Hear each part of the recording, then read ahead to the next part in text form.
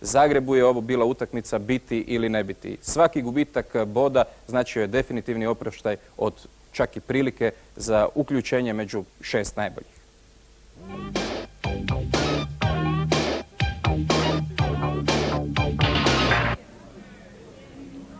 Kada su jučer u Kranjčevićevoj igrači Hajduka izašli iz autobusa, dugo je trebalo nogometnim znalcima da među 16-oricom prepoznaju poneko poznato lice.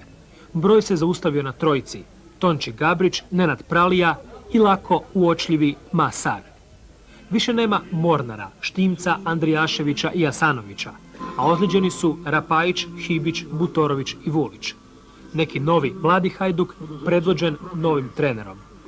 Radimo ono što rade sve momčadi pred značajne susrete. Za nas nema lakog ni teškog protivnika. Ima 3 boda ispred nas. A kako smo se pripremili, valjda ćemo i mi izvući neku pouku nakon današnjeg susreta. Zagrebov pogled iz bunara sa 9. pozicije prema svjetlu, prema vrhu, završio je usponom, a mogao je i utapljanjem. Naime, porazom bi Zagreb s 11 bodova potonuo sasvim na dno ljestvice.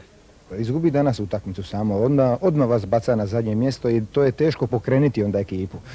Danas je ipak po meni najbitnije da ne izgubimo utakmicu. A sa pobjedom onda bi to puno značilo za pomak ekipe put napred. Zagreb je krenuo napadački s 3 špice. Popović u vrhu trokuta, sa svake strane nešto povučenije Roso i Vukić.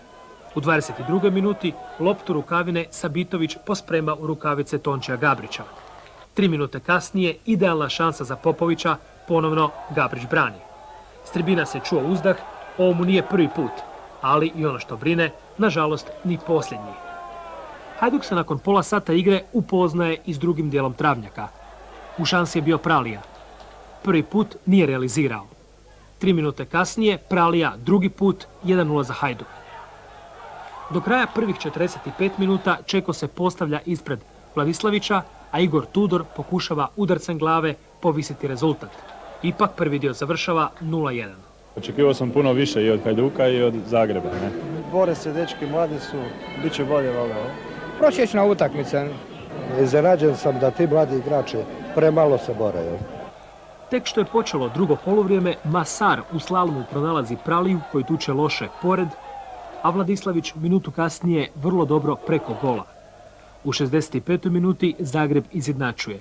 Asmir Đafić, koji je zamijenio rukavinu, puca prema golu, Hajdukov bek Čubretović mijenja smjer lopti, izjednačuje 1:1.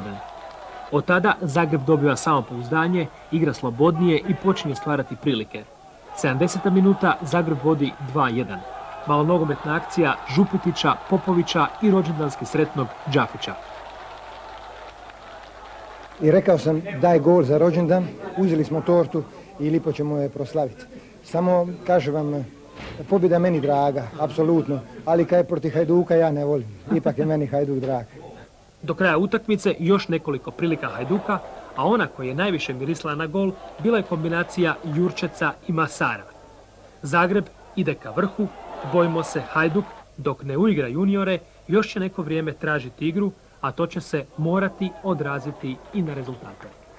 Dignut ćemo glave, idemo dalje, mlada ekipa, treba puno raditi. Zagreb me iznenadio, mislim da su imali puno dobrih poteza, specijalno u prvom poluvremenu kad su već trebali voditi do prvih pola sata, da najmanje 2:0.